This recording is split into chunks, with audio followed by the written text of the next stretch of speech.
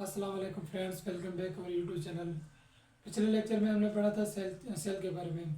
इस लेक्चर में पढ़ेंगे हम सेल थ्योरी के बारे में। तो सेल थ्योरी सबसे पहले दी थी शेल्डन और शेवन, ये दोनों जर्मन साइंटिस्ट थे। उन्होंने मिलकर एक सेल थ्योरी दी। उन्होंने सेल थ्योरी में 3 पॉइंट एक्सप्लेन किए हैं। पहला पॉइंट है all the living organism made up of one और मोर सेल।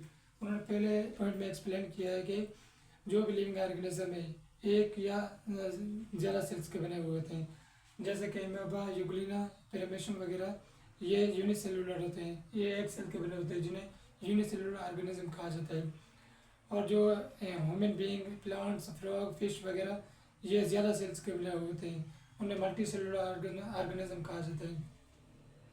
और दूसरे पॉइंट में उन्होंने एक्सप्लेन किया है कि cell is the basic structural and functional unit of life. उन्होंने दूसरे पॉइंट में बताया कि सेल जिंदगी का बुनियादी यूनिट है।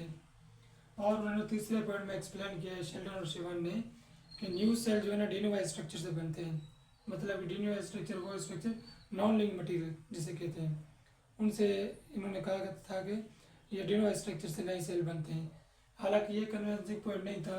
बहुत से साइंटिस्ट ने इस बात पे इख्तलाफ किया था कि Dinova structure non living material से कैसे बनते हैं सेल।